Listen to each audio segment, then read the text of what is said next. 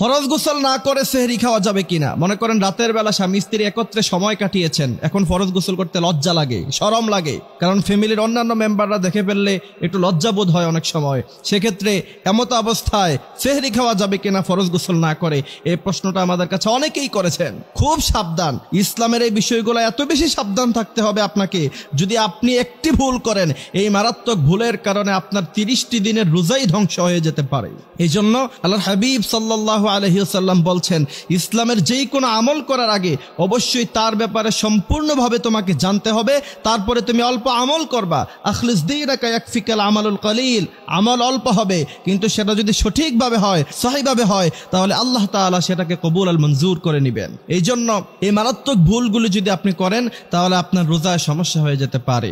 এইখানে অনেকের মনেই একটা প্রশ্ন থাকে যে এখন ফরজ গোসল না করে সেহরি আমরা খেতে পারবো কিনা। আমাদের দেশে অনেক কুসংস্কার আছে, যেমন ফরজ গোসল হওয়ার পরে, ফরজ গোসল না করা পর্যন্ত সংসারের কাজ করা যায় না, তারপরে হচ্ছে কি খাবার রান্না করা যায় না, তারপরে নিচে কাপড় দিয়ে, কাপড়ের উপর দিয়ে হেঁটে যায়। এগুলি সব হচ্ছে কুসংস্কার।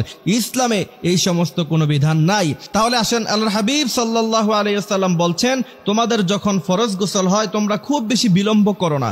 যারা সব সময় বিলম্ব করে ফরজ গোসল করে, আল্লাহ তাআলা লানত তাদের উপরে পড়ে, আল্লাহ তাআলা তাদেরকে পছন্দ করেন না।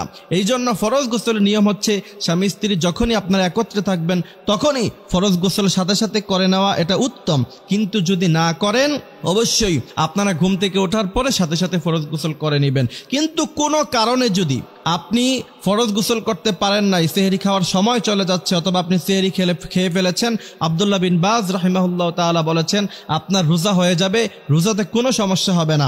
তারপরে উসাইমিন রাহিমাহুল্লাহ তাআলা উনিও সেম কথা বলেছেন।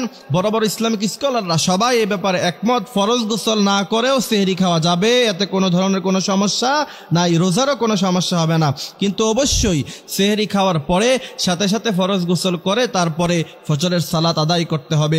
যেই ব্যক্তি রমাদান মাসে রোজা রাখে শুধুমাত্র খালি, কিন্তু সে নামাজও পড়ে না, কোরআন তেলাওয়াতও করে না, অবশ্যই আপনাকে বুঝতে হবে যে তার পরিপূর্ণ রোজার হক কোনো দিন আদায় হয় নাই। এই জন্য আমাদের অনেক মা বোনেরাও এমন আছে, রোজার বেলা ঠিক আছে রোজা রাখে কিন্তু তারাবি পড়ে না। আর বিশেষ করে আজকাল সমাজের পুরুষেরা, মসজিদে তো তারাবির সময় লোকই দেখা যায় না। প্রথম 10-12 দিন কিছু লোক দেখা যায়, মুসল্লি দেখা যায়, তারপরে আর মুসল্লিদের কোনো খবর নাই, মুসল্লি কোথায় চলে যায়।